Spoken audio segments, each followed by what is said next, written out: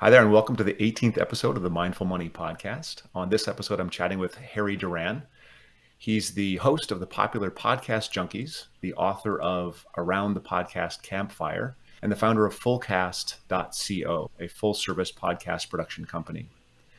He's also the guy I chose to help me launch the Mindful Money Podcast. The reason I chose him, aside from his experience and knowledge, is that he never tried to sell me anything. He was consultative throughout, helped me learn about the industry, helped me learn all kinds of stuff and get comfortable. And I think the process took 18 months to 24 months for him to finally say, yeah, go ahead and do it.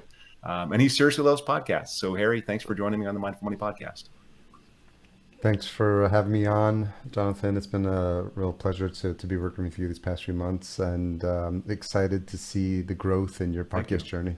And I'm really excited to have you here and hopefully sort of help other people get to the same place. Where do you call home?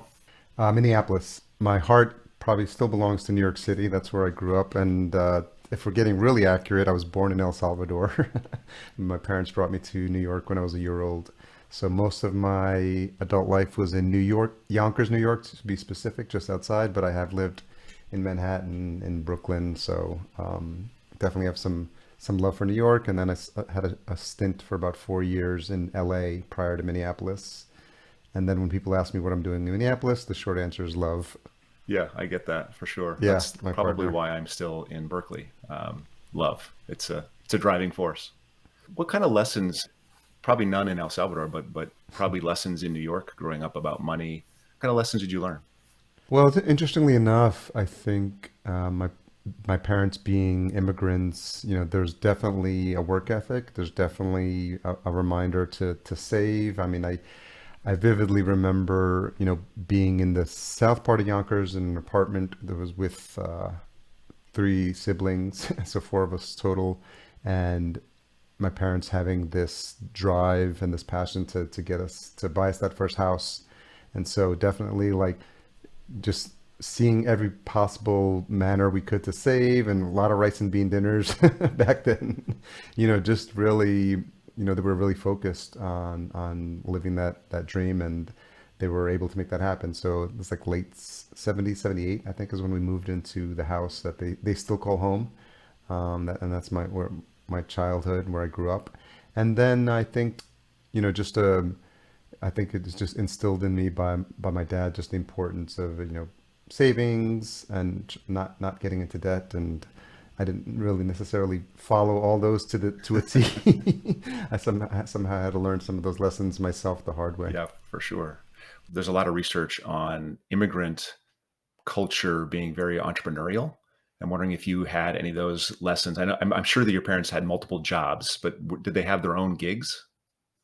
No, I think my dad, I think, was working in like a factory job when he first got here, but I don't know what or where the inspiration came from, but there was these magazines that he says he remembers reading, and at the back of the magazine, and this has got to be like in 70s, late 70s, where it was there's talk about like these computer education, like learning computer systems, computer repair, something along those lines, but something that triggered something in him where he realized this was going to be a better option. So he went back to school to learn basically how to repair, because, and I guess the headlines at the time were like computers are the future. So he had a calling for that, and he went back, and as an immigrant, learning English, was the first challenge for him.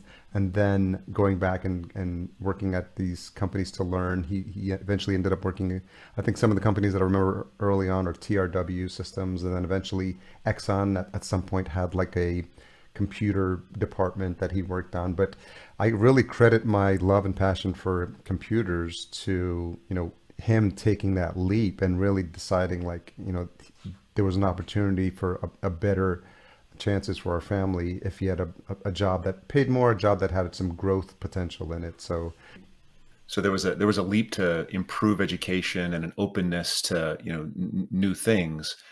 Where did the entrepreneurship thing come for you? I mean, where did that arise? I think it came later on. I think he always had the 9 to 5 job, and then there was a point when he left, or I think his job got eliminated, and he was in between jobs. So he had was trying to do something entrepreneurial related, and we, because of his experience with computer repairs, we were trying to. I remember creating business cards for him.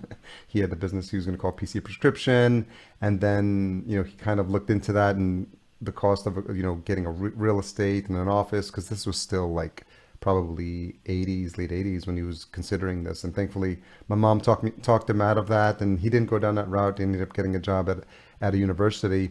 And then for me, it was always just side things, because I was in my 9 to 5 world as well. I got my first job in banking, I think when I was like 22, and really didn't look back. And then probably towards, I probably maybe 15 to 20 years in corporate. And I would do one-off things like my friend had a promotion company. He wanted me to help start that with him. It wasn't until I got into mobile apps, and this is probably late 2014. No, probably I tried a couple of things because I always wanted to see what was an opportunity, because I realized, oh, this is something that I want to be a part of. .com. Needless to say, like, that didn't pan out, and I actually ended up cashing out my 401k to just sustain me, and that's huge no-no, I'm sure, in the world of personal finance and planning. But I really saw it as an opportunity to learn and to just dive feet first into this world. So year and a half probably later, it didn't pan out. And thankfully I had my corporate godfather who always was able to like get me new positions. And I ended up working with him in like 3 different companies, 5 different positions. So he was always good to me from the day I started in the bank. So I ended up coming back probably 2001 and was working at JP Morgan Chase then for a little bit. But the bug had started at that point. I'm like, oh, what can I do differently, or how can I take control of my own destiny? I reunited with my half brother at the time, who lived in Atlanta, and he owned a construction company of all things, masonry company and siding. We connected. I went to visit him. He's like, you should come down. And I was like, sure. He's like, you can be the general manager of my company.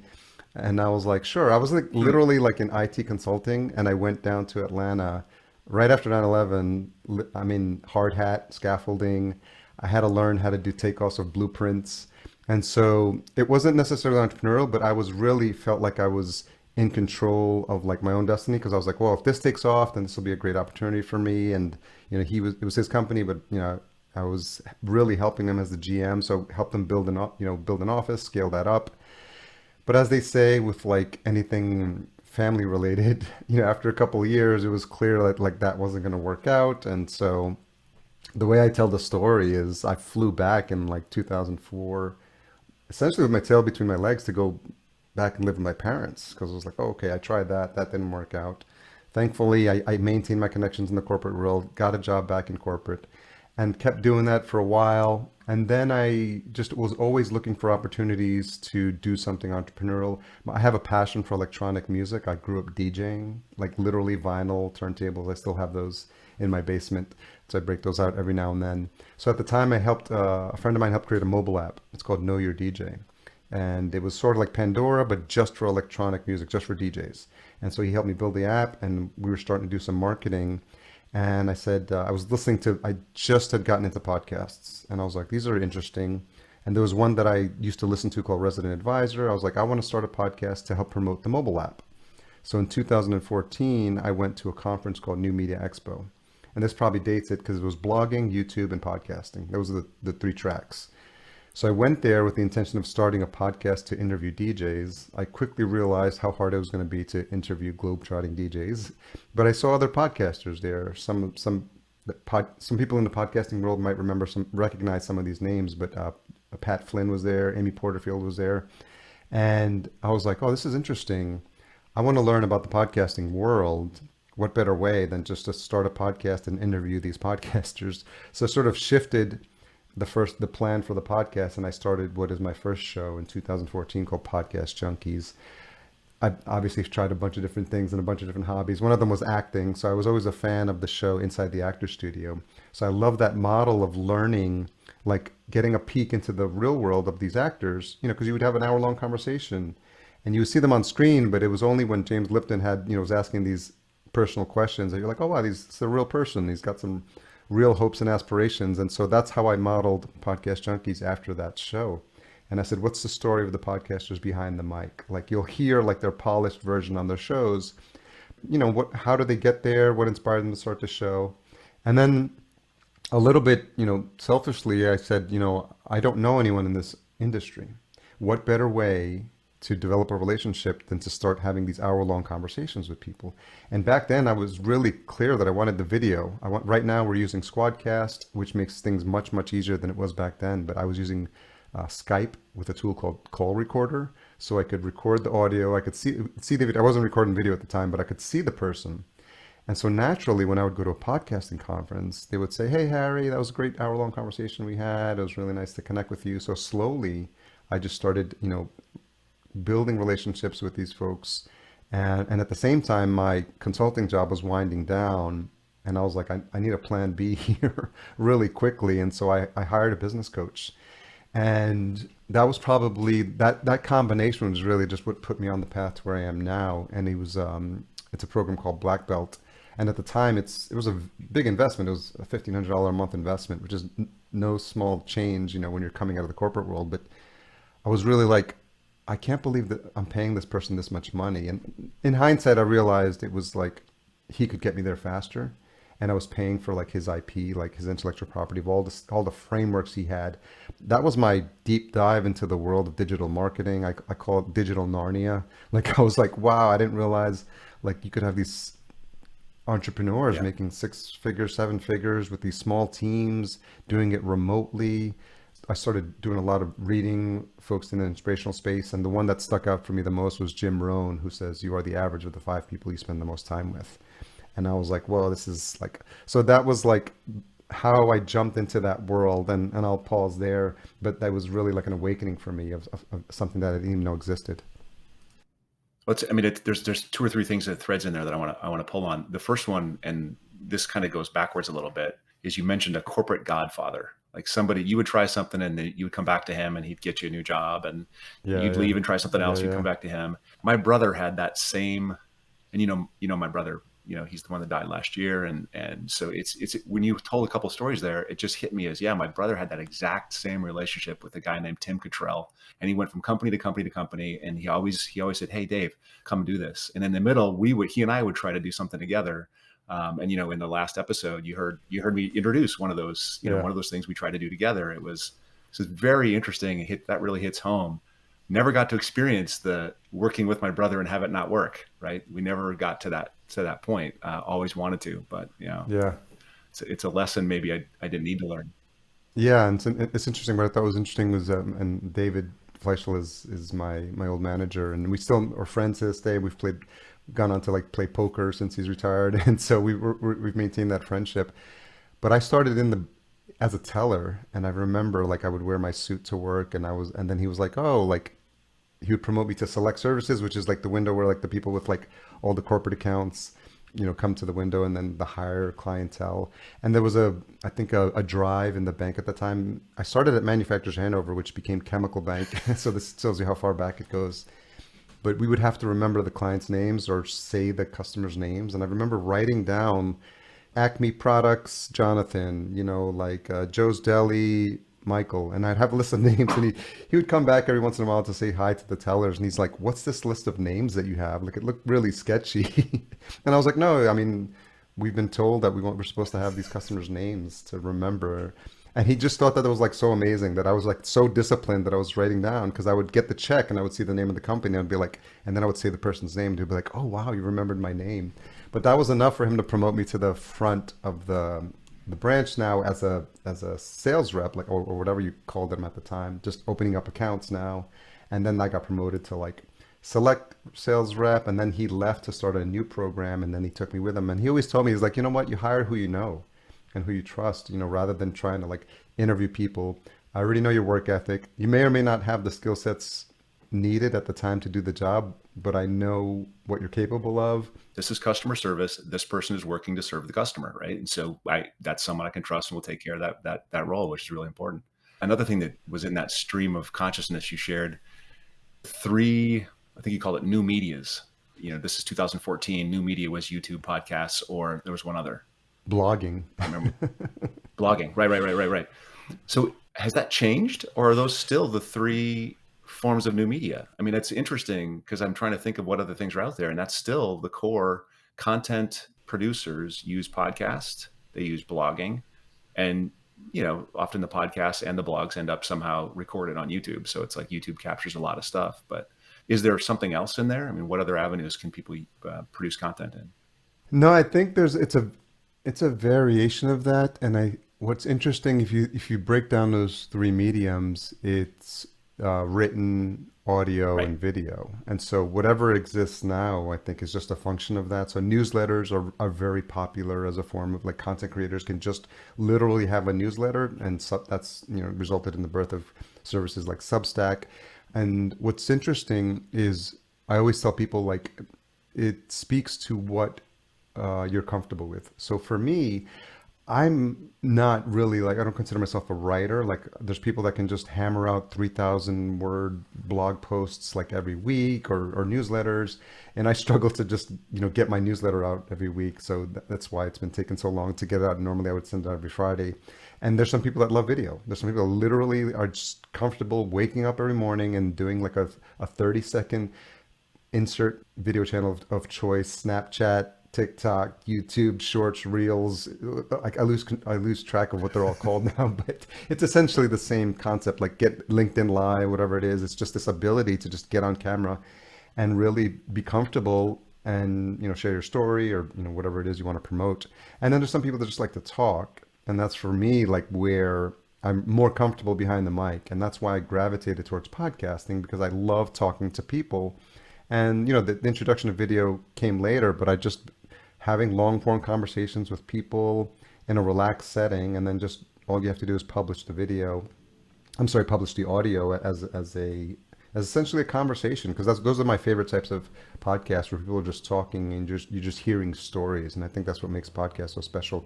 But what I tell people all the time is just, you gravitate towards the medium or the format where you're most Yeah. comfortable. And I'm a money guy. I want to keep money within the context of life. It shouldn't always be about more, it should be about enough, et cetera, et cetera. This season, I want to talk about how to turn expertise into income. Just a couple questions and just break this down to the best of your ability. Can you give us a couple actions that a content entrepreneur, blogger, podcaster could take that would absolutely, benefit life and financial outcomes? And then a couple actions they could take or they could stop taking that the world tells us that we should be taking, that we're like, you know what, that's not really worthwhile activity. Just to highlight a couple things that are positives and highlight a couple things that are this doesn't really work. I think from a positives perspective, in the beginning, people who are trying to be content creators, they're trying to find their voice. They're trying to figure out what they're either an expert at, and they're probably not going to be an expert at anything much in the beginning, because they're going to be copying what other people are doing. But I think it's really finding a passion, like finding something you're specifically love and love talking about. Like, when it comes to podcasting, I tell prospects and clients, is this something you want to keep talking about, 6 months from now, 12 months from now? So in that same vein, is this something you want to be writing about, or, posting on social media about? What happens is you need to find your voice and need to develop an expertise in something. I wasn't intending when I started my show that I was going to start an agency, but I just realized when I started Podcast Junkies, I did everything myself. I said I recorded the content, scheduled the interviews, created the graphics, wrote the post, created the website, created the socials, promoted on socials, like, and found the guests, and I did all those things because I was like, I'm a solo creator, so these are all the things that I need to do. And then I realized, because I put myself in a position where there were other people who were successful. And I think that's a key takeaway. Like, find people, find a coach, find a mentor.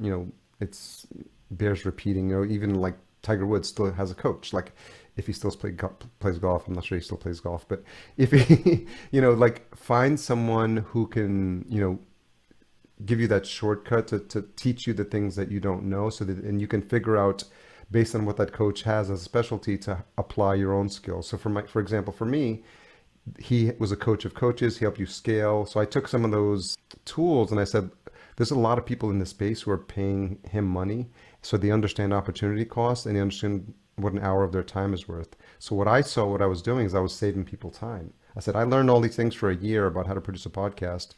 These people are starting to express interest in this new medium of podcasting. I'm going to create a done for you service that packages everything up and showcases all the stuff that I can do really, really well into a concise offering. So anything that you can do that saves people time, that people understand who are successful at opportunity cost, and that when they need something done, the people who are successful ask Right. themselves, not how can I do this? They ask themselves, who can do this for me? So when you think about all the places where people are struggling or where they need help, especially business owners who are growing, that they're going to need help with their social. They're going to need help with their content. If you're great with words. There's people that need people that can be good copywriters and produce content for them on a consistent basis. But do things that light you up. There are people that want to start up or who are in the process of starting up that just they simply don't have the resources to outsource, right? So I understand mentorship, like you want to find somebody that can help you along the path to get you started. But there's some people, I mean, when we met, I had resources. Like I could easily have afforded, the done for you aspect. And by the way, I would not have done it any other way. And if anyone's listening, it's a good way to go if you have the resources. So what can you tell folks that don't have the resources? What are some of the tools that they can access that are supportive and helpful? Well, for people that want to start their own endeavors, I mean, there's plenty of like free resources, and a lot of times I tell people like the stuff that I'm giving you and that I'm teaching you is not anything new. It's stuff that you can find, and so if you don't have, to your point, if you don't have the resources to hire someone who can do it as a done for you service, then you'll have to figure out most of it is free. Like there's even Captivate, one of the partners we use for hosts. They've created a whole free course on how to start a podcast, and it gives you all the specifics in there. So you shouldn't feel like there's a need for you to pay for some of this stuff. Really, the only time when it makes sense for you to pay for something is if someone can get you there faster, and that's where paying for a done for you service is helpful. But if you're just looking to get started as a creator, whether it's let's say as a podcast, for example, really your first episode is not going to sound good. And you're going to be questioning yourself about whether you should be even doing this, but your 10th is going to sound better than your first, and your 50th is going to sound better than your 10th. So you need to put the reps in. And that's whether you're doing a podcast, whether you're starting a blog or starting a YouTube channel. I think some people mistakenly think like everyone's going to find their content right away and they're going to rocket to the top of the charts. Especially when it comes to podcasting, it's important to really think about why you're doing this. If you're trying to create a site that or show that's going to get millions of downloads, that's going to be extremely difficult. On average, if you're getting about 150 downloads per episode, you're already doing better than half of all shows. So you need to have a model that says, I'm going to get sponsorship for this because I'm speaking to a niche audience, or I'm just happy with my little show and I don't have any immediate plans to monetize. So I think it's really important to think about the end in mind as well. Can you give us a couple things that people do that don't, I'm going to go back to that question, that not important, they should avoid doing? I think it's challenging in the beginning because people just copy what everyone else is doing. And then the other thing is the impulse to just take a lot of these courses and then watch a lot of these training videos. One thing one of my early coaches told me is the distinction between just-in-time learning versus just-in-case learning. And so in the beginning, you're trying to like learn how to do like a marketing funnel, learn how to do like a lead magnet, learn how to create a website, and you're sort of hoarding all this knowledge, but you don't really need it in the moment. And so it's important to figure out like what do you need to learn to take the next step in your business, and whether it's learning how to build a functioning funnel so that when people download your lead magnet, it immediately gets them onto your email list, and then learning how to build once you have people on your email list, maybe the next part would be how to create an engaging email sequence. So best practice would be to have a 5-part welcome sequence, and so focus on that. And then as you start having people coming in and going through that process, then you start to figure out, well, how do I engage the people that are on my email list, and how do I stay more consistent? And so you have to think about each step in the process, but not get overwhelmed with trying to do too many things and shiny object syndrome, just, not having a specific thing that you're a subject matter expert in, because, it's sort of like, what is the jack of all trades, master of none? There's an interesting exercise that you can do. It's called I think it's called the 6-word statement. This was from one of the coaches I think that I was working with early on. but it says, what are you good at? I help blank, do X thing. So in the beginning is like I help business owners amplify their message through done for you podcasting services. That was an early version for me. And then one additional thing you can tack on to that is that so that. So I help B2B business owners create podcasts and amplify their message so that they can get their word out and spread their message to their intended audience. That's a very rough version of it, but I think it's helpful because when people ask you what you do, it should be something that allows people to like lean in and want you to ask for clarifying questions. Oh yeah, tell me more about that, or how do you do that? Don't give them everything, right? Just make them, you want them to ask a question. I think to summarize a little bit of that, the thing you said early on was the just in time versus just in case.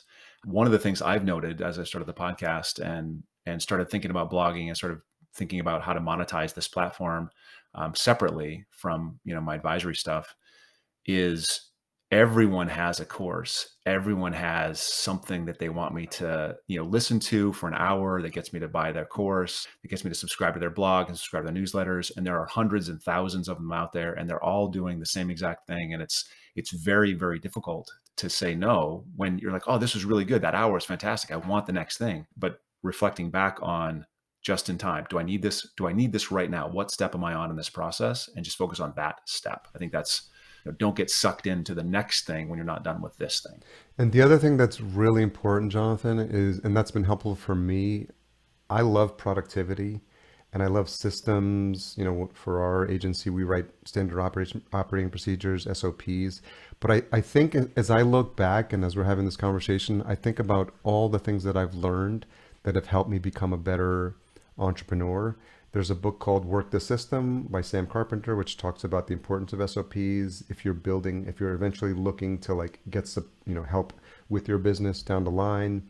There's also The War of Art, which is a fantastic book. It talks about this process of this thing called the resistance. And it's something I keep telling myself I need to reread every year because it's a real Stephen thing. Pressfield. He's got like Stephen 8 Pressfield. books you can read. He has 8 books. It's an amazing book. It's an amazing book, and it's these things that help you understand mindset, productivity, how to manage your time. Like when you get up in the morning, like what's your day going to look like? Do you have a system for tracking how you're going to get stuff done? Because if you just wake up and it's just like, I don't know what I'm going to get done today, or I don't know what the priorities are. I like time blocking. So if you look at my calendar, it looks like a bunch of Lego blocks because I just like everything color coded.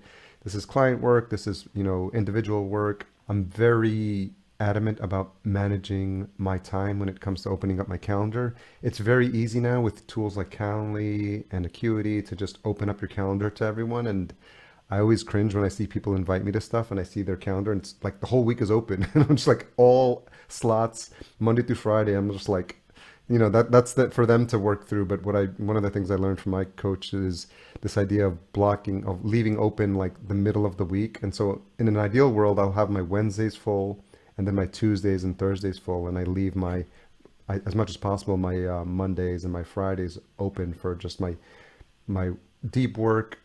Cal Newport, that's another great book, Deep Work. It talks about the importance of really staying focused and doing work in 90-minute segments. So there's a lot of systems, things that that make you better, have this discipline that you don't really learn when you're coming out of a 9-to-5 job because the discipline is instilled into you because you have to show up at a designated time and then you have to do the work or not do the work and pretend that you're doing the work depending how lax your boss is. But what's the most jarring thing I think for entrepreneurs who are coming out of that disciplined 9-to-5 is sort of being responsible for your own time and having the discipline to put some structure. Because I'll tell you in the beginning, like when you have that freedom, and you don't know what to do with it, you'll be surprised, how quickly the day goes by or the week goes by, and you're like, well, I'm not sure how much I really got done. So that was a big part for me, just learning the hard way sometimes, like having the discipline,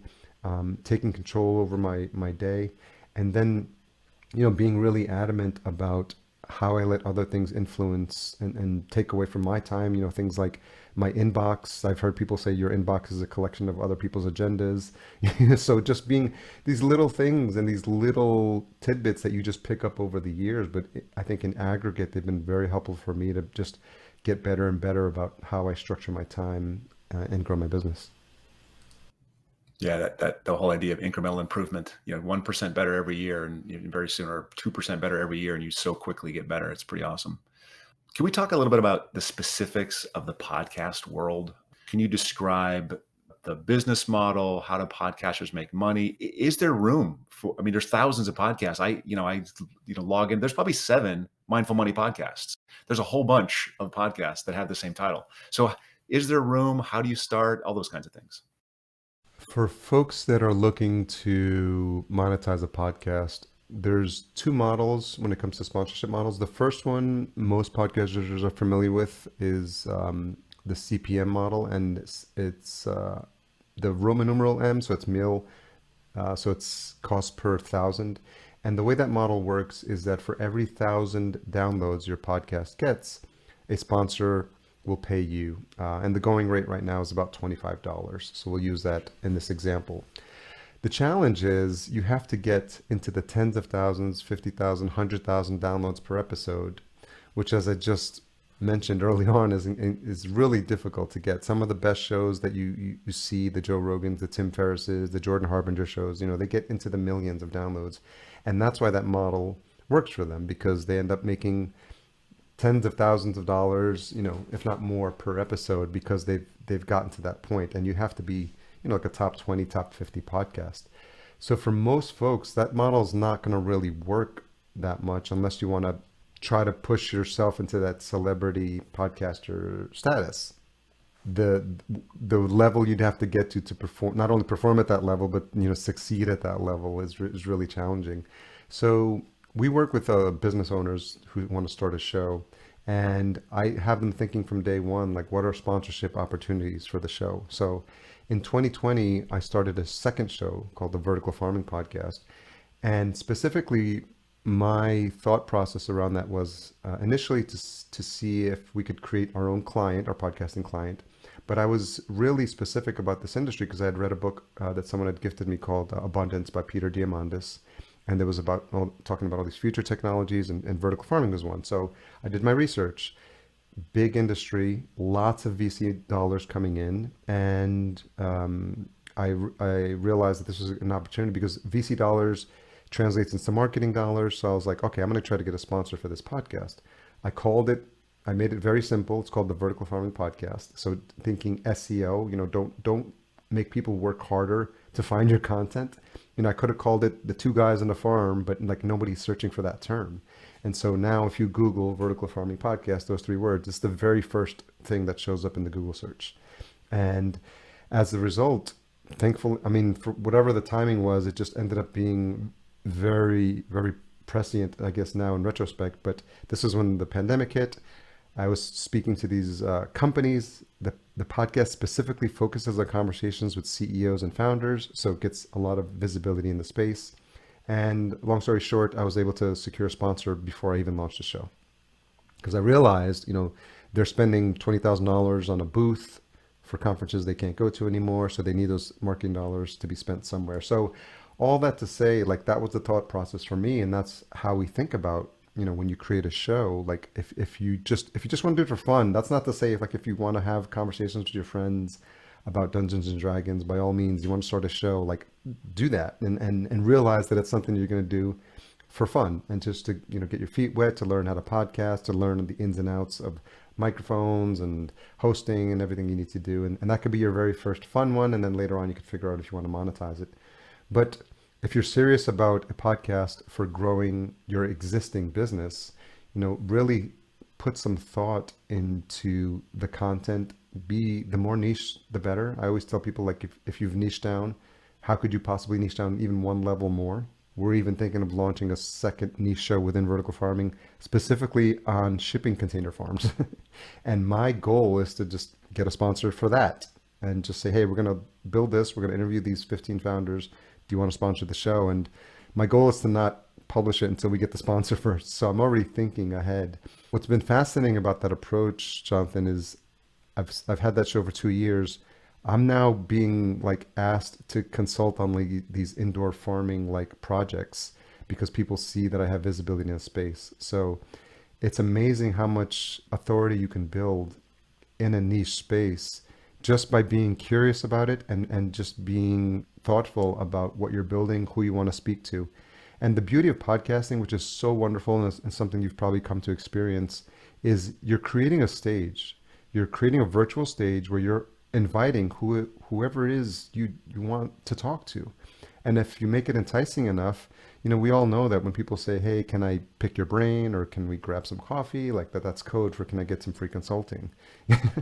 But if you say, "Jonathan, I have this podcast where I'm interviewing, the world's best financial managers, just as an example, financial planners or rock star financial planners," and I think like your story would be incredibly inspiring to my audience. Would you be interested in joining me for a conversation on my podcast?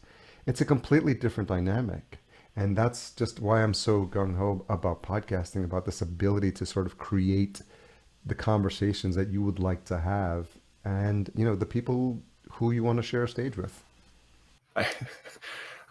It took me 2 years to sort of, I guess, peel the Band-Aid off. Like it was slow going. Lots of stuff happened, right? But I remember probably 6 times you'd email me, "Hey, just checking in, you have this great idea for this podcast, just checking in, how's it going?" And I'd be like, "You know what, something happened. I got to put it off 2 more months. I got to put it off 3 more months. I got to put it off 5 more months. Call me back then." And every single time you'd be like, "Yeah, I'm calling you back, checking in. How's it going?" But you're right. After having some conversations with these people, and it was amazing to me, my first guest was somebody I had not stalked, but I paid it. George Kinder is incredible. And I paid attention to everything he wrote for so long. And then I said, "Hey, I'm having this podcast called Mindful Money." He was like, "Yeah, I'll be your anchor episode." Absolutely. And I was like, I've never spoken to the man before, but just Yeah. having a podcast and doing some outreach, he was like, "Totally, man. That's great. Let's do this." And it was a lovely conversation. It was just fantastic. And so the podcasting has become the fun, the monetization, whatever. I mean, someday that'll be cool, but just having the conversations and just having a platform and just talking to people, it's been pretty great.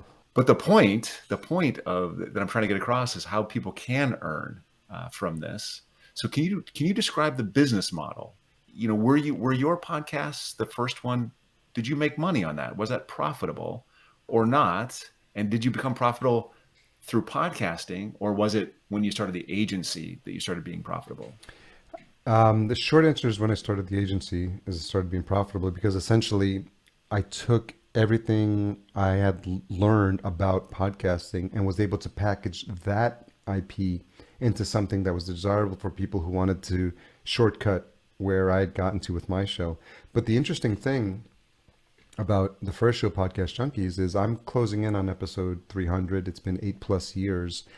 And I've honed the ability to have a long form conversation with people for an hour. And it could be a topic I'm not even a subject matter expert in. So I was really growing skills that were going to be applicable for me. I've now since acquired a sponsor for Podcast Junkies as well. Shout out to Focusrite, which is one of the sound card vendor.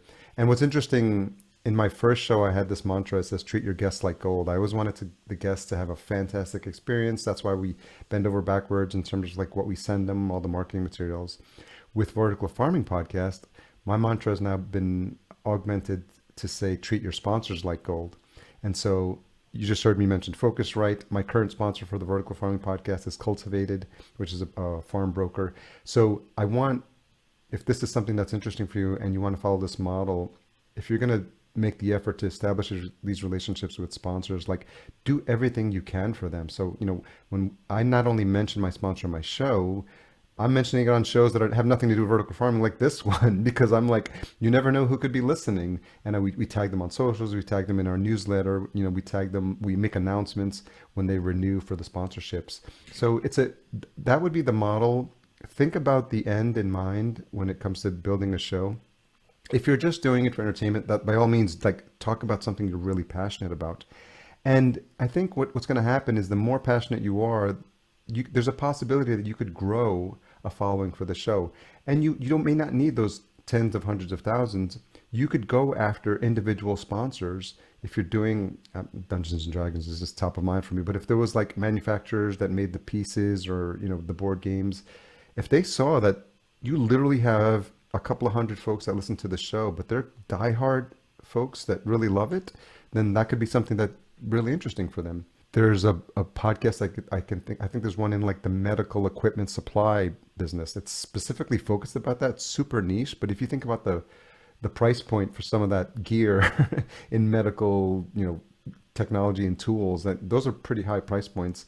And I'm assuming if you're really laser focused on speaking to people in that industry, you could find sponsors who just they have marketing dollars, so you in some ways you have to sort of reverse engineer if your goal is to monetize it. But I would lead with your passion first. Lead with something that you're either very interested in like learning about, like I was with vertical farming, or something that you have a subject matter expertise in and you just want to grow your relationships in that industry.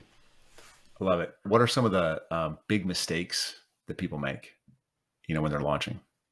I think they get too focused about trying to get that first episode to be perfect, and nobody likes the sound of their voice. Like to a person, all the major podcasters that you hear when you hear them speak at a conferences. Even Pat Flynn did this once. He played like his cringeworthy first episode, and I think he had like a heavy metal music for some reason as his backing track, and he played it, and he just sounded so incredibly awkward that it was just funny to listen to. But like I said, you just have to put the reps in, and you just have to get your feet wet, and be comfortable. A lot of times you can record your first episode, you don't have to share it with anyone. You don't even have to publish it anywhere. Just like literally the act of recording it or inviting a friend over and saying let's record something together.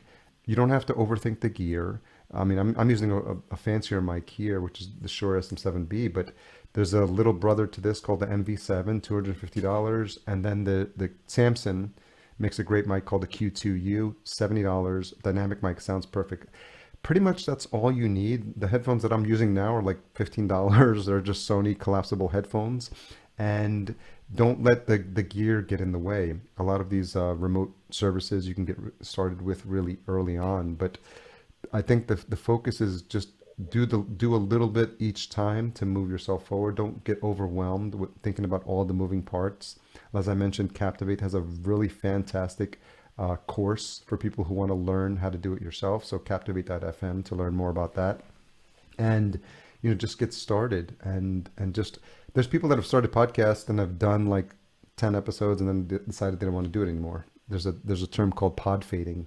The number changes depending who you ask, but if you get past 7 or 10 episodes and you haven't pod faded, and it shows that you have like an interest in there. So just make a commitment to just get, hit that 10 episode mark, and then, see if it's something that you like. It should be something that's fun for you. I know when I see interviews on my calendar, I get excited, like for Podcast Junkies, for Vertical Farming Podcast, being a guest on other shows. I just love the format. And it should be something that lights you up. And that's really how you know if like podcasting is going to be for you. You've worked with a lot of podcasters as they've launched. What are some of the biggest fears? I mean, obviously, I'm going to sound like an idiot. That's probably one. But what are some of the other biggest fears that people come up with right out of the gate? I think they struggle, especially with an interview format, like they don't know what they're going to be talking about. I was the same way. When I got started, I had a list of like people that were semi, podcast famous, and I was like, oh my God, I was like really nervous about talking to people.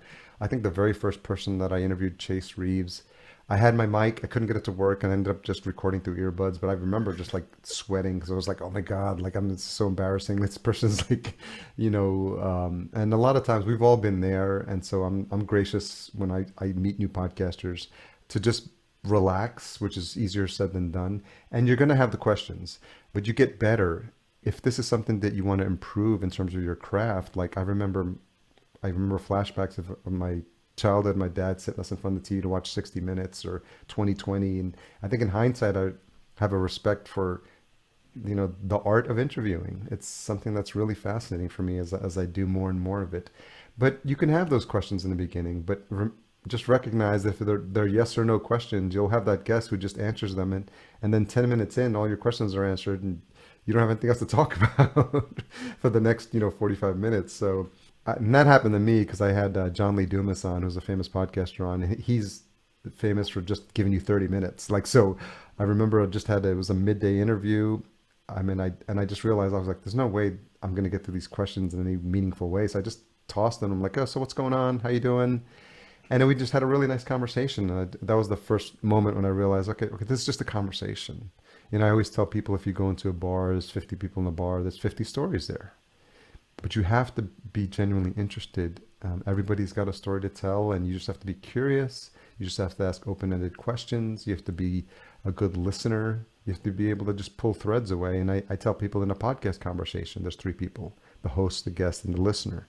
And so these are just skills you learn over time when you're a podcast host. You realize right now it's just Jonathan and I speaking in this moment at the time of this recording, but we're also conscious that there's going to be a listener when this is published. And so, it's just that thinking about those things, and it gives the listener a feeling like they just pulled up a bar stool and they're just watching two people have a conversation, and they feel included, which I think is really important, because we've all been at like a conference or a public event, two people are talking and we come over and we're like, are they going to let me into the conversation or not? It's that awkward few seconds, and you're like, and when they're not, you just kind of like moonwalk your way out. You're like, well, I don't want to join your stupid conversation anyway. So you don't want that to happen in a podcast. It's interesting. What's been happening in the vertical farming space is I just went to two conferences this year in indoor farming. My tickets were paid for because I provided a platform for the conference on my podcast. So I would promote the podcast. That second ticket, Indoor AgTech NYC, that was an $1,100 ticket. And they're like, just show up, we just need you to read, do an ad read in there. And so then I showed up there. I came home with 20 plus new interviews for the show. And even more interesting, I've had a couple of the companies there. One company specifically wants to work with me to produce a new show, and produce, maybe something with video on site. And so opportunities are opening up for me in the space. I had someone reach out to me who's creating a mobile app to help people learn how to grow produce in their homes more effectively. It's in beta. He showed me the beta, and he's like, if you're interested, I'd love your feedback, and you can maybe be an advisor. And I made it clear. I was like, the only engagements I'm working with right now for new companies are in an advisory role with equity. This is an opportunity that would not have happened had I not started the podcast. I did not know that these opportunities existed, Jonathan. I was just like open to this and open to learning about this. But because the show is produced professionally, and because it's got visibility and it's now the number one show in vertical farming, because we're creative about different categories, and I could go geek out on how we did that, but it established me as much as that I hate that phrase, thought leader, but visibility in the space. So where people are now reaching out to me. So it's been really fascinating because that wasn't the intention. I was just looking to just, generate revenue as from marketing dollars. But as my visibility in the space grows and I build these relationships strategically, mind you, because I made a point to make sure I speak to CEOs and founders. So just think about those relationships that I'm building, those connections I'm building. I showed up at the conference and I was shaking hands and saying, hey, Harry, that was great. Like, really enjoyed our conversation, just in much the same way that happened with Podcast Junkies. So it's interesting how that's beginning to develop. And then in the podcasting space specifically, I'm building a marketplace called the Podosphere. And it's just another function of me being observant. There's a couple of companies in the podcasting space that I advise. And it's because I have visibility in the podcasting space. I'm an advisor of Squadcast, which is the tool that we're using now. And I met them at a podcasting conference in 2016. I started working with them for a year. But because I had the visibility in podcasting space, I started introducing them to people in the space. And and they valued the opinion. Now folks like Pat Flynn and Jordan Harbinger are actually advisors on the company as well. There's one of my good friends, Dave Jackson, who runs the School of Podcasting, and he's what I call an OG podcaster. He loves telling these because of my podcast stories. And I think what you'll find if you step into this world and you're consistent with it, you probably may not be able to see right now the opportunities that can open up for you as a result of creating this platform. And you may just be pleasantly surprised at the connections you're making and the opportunities you're building for yourself with a podcast. I think in my mind, it goes back to this two things you've been talking about. One is, find the topic or the thing that you love that you can talk about for a year, 2 years, and never exhaust that conversation. And then, just engage the people. And if you just engage the people, stuff happens, and you just have to be patient and keep going. And yes, you're going to sound stupid, but keep getting better and keep getting better and keep getting better. What'd you say? You said, your 10th podcast is going to be better than your first, and your 50th is going to be better than your 10th, right? It's just, you got to put in the reps. I'm on rep 18. We're getting close to the end here. I appreciate your time. Yeah. Harry, what was the last thing you changed your mind about? Last thing. Oh, interestingly enough, my partner and I are pescatarians, and it's more a function of just avoiding the whole factory farming system. But what we've recently started doing is trying to slowly incorporating venison. And the first time we did it was venison that her father had actually hunted, because we were from Minneapolis and he grew up hunting. And it's interesting when you have a direct connection to like the food that you eat, like you honor, and it's a sacredness to the understanding, like that whole chain, and is something that you have a direct connection to. Like we go to his house and he'll fish something out of the lake in their house up north, and he'll bring it to the garage and he'll gut it, and we're eating it within a couple of hours. So it's really interesting to have that direct connection. So we're experimenting more. There's also a vendor in Hawaii called Maui Venison, and short story there. There's a portion of the island that's overrun with deer. I think it's like 60,000 deer, and they're trying to cull the population down to 15,000. So they literally are like very intentional about the experience. The deer lives its full life. They have like night vision goggles, so they'll like one kill, they prepare and dress it literally on site. And we just got our first shipment of that. And I'll tell you, it's been a while since I had meat, and we just had like these medallions, and I was like blown away. Literally eat it medium rare, and which I normally wouldn't eat meat like that. But it was interesting. I was like, I can't remember the last time I've had meat this good. So long-winded answer, but just kind of opening my mind up to like, being more intentional about, not having hard and fast rules about what you will and won't eat just based on what it is, but just be more intentional about like where it's from, and honoring the animal as So well. next season, when your father-in-law says, "Hey, Harry, you want to go hunting?" What do you think? It's one of those things that like I've never shot a gun, so I was like, maybe I should do that. I like doing things that put me out of my comfort zone, but just to experience it that first time, I'd definitely consider it. I don't know how far down the road I'd get in terms of like actually dressing the animal, but there's something to be said for having that visceral, close connection to the thing that you will eventually, be eating, and honoring it and respecting its life. So I would definitely consider it if I'm asked. I was 11 when my uncle said, "You want to go hunting?" And my cousin and I went hunting. We got a deer, dressed it on the spot. Did the whole thing, and I haven't done it since. So you can do it once and not do it again, for sure.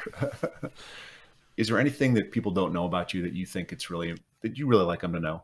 One thing that's been coming more awake for me is this tapping more into my spirituality. And I've been on the journey probably since like late 90s when I was introduced to Buddhism, and that sort of like opened the door for me. And then the New Age movement, and I know that the Buddhism is something that you can definitely relate to. And it just, literally everything, crop circles, ancient civilizations, light workers, channeling, like I just started just going down a complete rabbit hole. But it was always something that was like, I kept to myself. And now with FullCast, my agency, I tell people, and when they ask me like what I do, I said, I'm the cosmic conduit for awakened souls ready to transmit their message to a global audience. And as you might imagine, that's either going to repel you or attract you pretty quickly. But for me, it's like I want people, like you, who are not only just doing a podcast for just the sake of growing their business, but because you have an intention behind what you want to do, and you want to make the world a better place. And as I get older, I just want to work with people that have that message, that have that voice inside them and need to get it out. And I want to help them with all the technical stuff and just let them focus on their genius, which is like having those conversations. And so just been wearing, coming out of the spiritual closet, as I like to say. And it feels good because, just I'll have people randomly DM me and be like, wow, I didn't know you were on this path. We should talk. And so it's been really exciting. And it's something that I tell people all the time, like, be vocal about what it is you're passionate about, because that way you're going to start to attract the people that vibe with you sooner. I just love it. I just love everything about it. So we can help more people find you who have that passion. I didn't memorize everything you said there, but that have a cosmic message they want to share to everyone else. How do people find you? So if you want to learn more about the agency, it's FullCast.co. And then I'm pretty active on LinkedIn and Twitter. Most recently, Twitter's Harry Duran FC. And then you can find me, Harry Duran, on LinkedIn. You'll see that messaging on LinkedIn as well, which is not something that you commonly see on LinkedIn, but I'm just like, yep, this is what I'm doing. So, and it's interesting to see people who are typically coming from business world, like realizing that that's part of their personality as well. So it makes for an interesting mix of folks as well. It's so important to have, both sides. So I appreciate it. I'm going to say thank you. And I'll probably talk to you again in a week about something else on the podcast. So I appreciate it. Thanks for coming on. Sounds good. Yeah, and I appreciate the opportunity for letting me share your story. It's not often I get to go that far back to talk about everything that's inspired me so far. So I appreciate you, and I hope this was valuable for your audience.